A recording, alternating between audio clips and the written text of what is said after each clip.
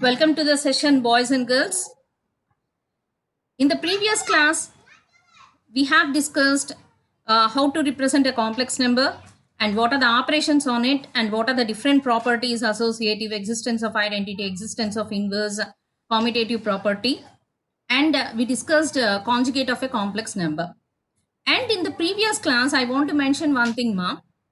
Always alpha plus 0 is equal to 0 plus alpha is equal to alpha, isn't it? Yesterday by mistake I wrote alpha plus 0 is equal to alpha, 0 plus alpha equal to 0 I have written.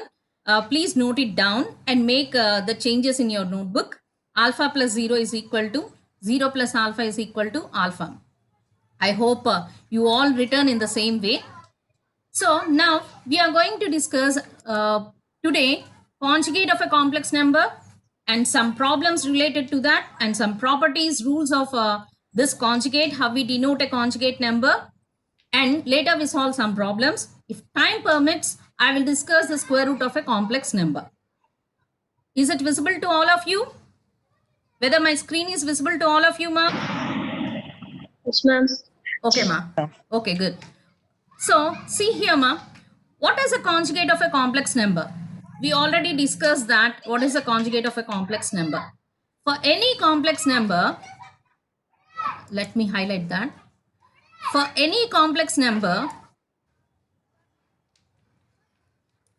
for any complex number, z is equal to a plus by, we define the conjugate of z as a plus minus bi and denote it by z conjugate. Is it visible to you how we denote a z conjugate? We write dash here. So this in this way we denote conjugate of a complex number z. So z conjugate is equal to how much? A minus bi. We won't touch the real part. We change the sign of imaginary part. So z conjugate is equal to a minus bi. And what is the a plus ib whole conjugate? We discussed a minus ib. And what will be z plus z conjugate by 2? So we have z is equal to a plus ib. So what will be z conjugate? It will be a minus ib. Now let us add these two, z plus z conjugate. If we add these two, ib get cancelled. A plus a will be 2a. So then how we get a real part? Real part a is equal to z plus z conjugate by 2. Here we are having a is equal to z plus z conjugate. Clear? Next, if you subtract z minus z conjugate, a get cancelled, ib plus ib we get 2ib. So how to get an imaginary part? B is equal to z minus z conjugate by 2. Here we are having imaginary part B is equal to z minus z conjugate by 2i. Sorry, here we have I in the denominator, 2i. Now, suppose if you won't have any real imaginary part, that means it's only a real number. So, let us take here z is equal to a. Then tell me what will be z conjugate? Any imaginary number? If there is any imaginary number, what we have to do? We have to change the sign of that. Here we are having nothing. So 0i. So what will be z conjugate? A minus 0i. A minus 0i is nothing but a. So what do you conclude here? If z conjugate is equal to z, if z conjugate is equal to z, what we say? Its imaginary part is equal to 0. Okay. So if you are having only imaginary part, that means bi, there is no real part. What will be z conjugate? It will be minus bi. So this is a complete topic about the complex of conjugate of complex numbers. Next, we move to some properties of complex conjugate numbers. Properties of complex conjugate numbers.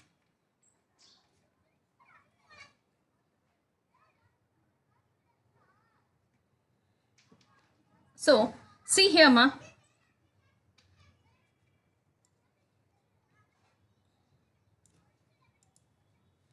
If alpha and beta are complex numbers, then the following results hold.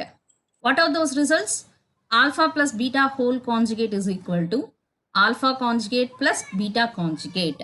That means we can separate that conjugate operation. Alpha into beta conjugate is equal to alpha conjugate into beta conjugate. Next, third property, alpha conjugate whole conjugate is equal to alpha. Next, last one, if beta is not equal to 0, alpha by beta whole conjugate is equal to alpha conjugate by beta conjugate. Here I want to concentrate more on one thing. Whenever you write a denominator, we have to mention either in complex numbers or in real numbers. Whenever we are writing a denominator, we have to mention clearly that determinant is not equal to 0. If you are writing 2 by x, immediately you have to write that x is not equal to 0. If x is equal to 0, that number is not defined. That value is not defined. So if beta is not equal to 0, alpha by beta whole conjugate is equal to alpha conjugate by beta conjugate. So already we proved associative property in the previous class. In the similar way, we prove all these properties. Let us take alpha beta belongs to C and consider alpha is equal to A plus IB and beta is equal to C plus ID, where A, B, C, D, all these are real numbers. Now what we have to take and what we have to prove, let us prove the first one. Alpha plus beta whole conjugate equal to alpha conjugate plus beta conjugate. It's a very simple one, ma. That's why I'm not solving it. By seeing itself, you can understand the proof. So consider alpha plus beta. What is alpha? A plus IB. What is beta? C plus ID. Let us add those two. How to add two complex numbers? We have to add the like terms. So what are the real parts here? A and C. So we have to add A and C. We get A plus C plus take I common. We get B plus D. So A plus C plus I into B plus D. This is alpha plus beta. Next, what we have to find?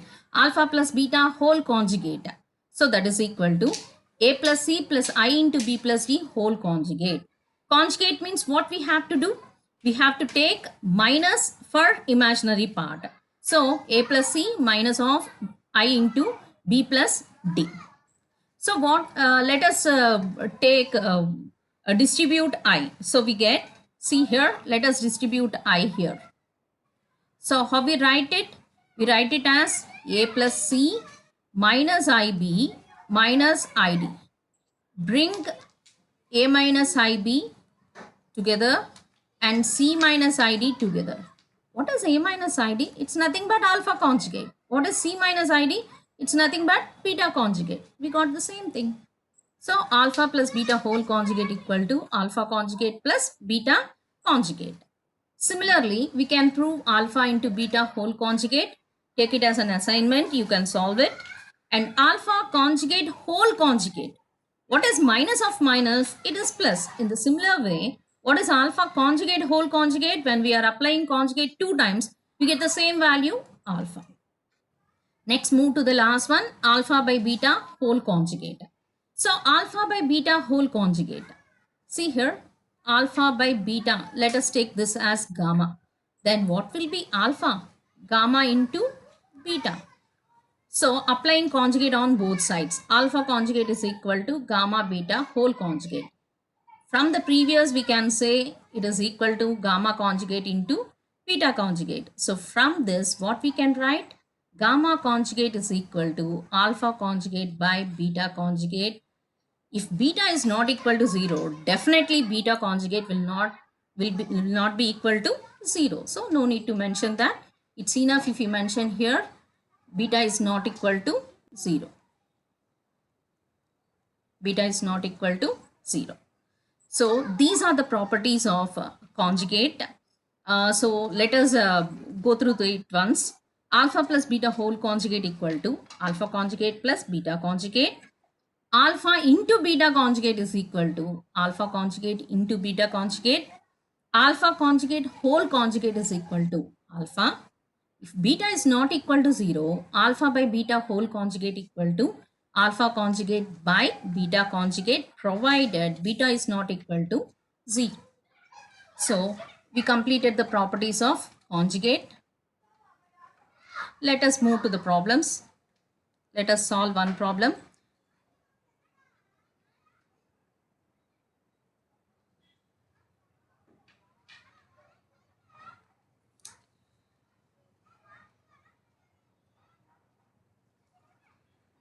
So problem 1.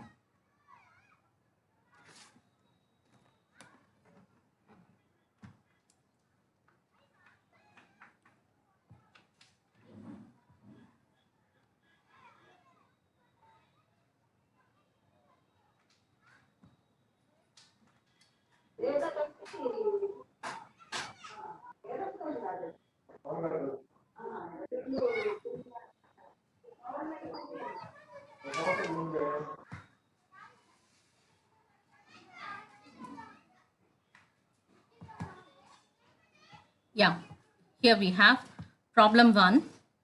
X plus 4 plus 2i by 1 minus 2i plus 3 plus 4i by 2 plus 3i in the form of a plus ib. Already we have seen such type of problems in our previous class. Now what we are going to do? We are going to expand that. How to do that? Hello madam madam చెప్పమ్మా చెప్పమ్మా. In the form of అన్నారు కదా, అది కనబడట్లేదు madam. ఆ problem వరకు కనబడింది, ఆ తర్వాత కనపడట్లేదు. కనిపించట్లేదా? Oh let me check it once మా. అదంతా బ్లాక్ కలర్ లో పడుతుంది madam. Yeah. Okay Is it okay now? Yes, ma'am. Is it okay ma? X plus 4 plus 2i by 1 minus 2i plus 3 plus 4i by 2 plus 3i in the form of a plus bi. Anyone can tell me how to solve it? Mute yourself, Amma. You can mute and tell me how to solve this. Participate in the discussion, ma. Whenever. Hello. First, like terms and unlike terms add చేయండి. Whether we have to add like terms and unlike terms.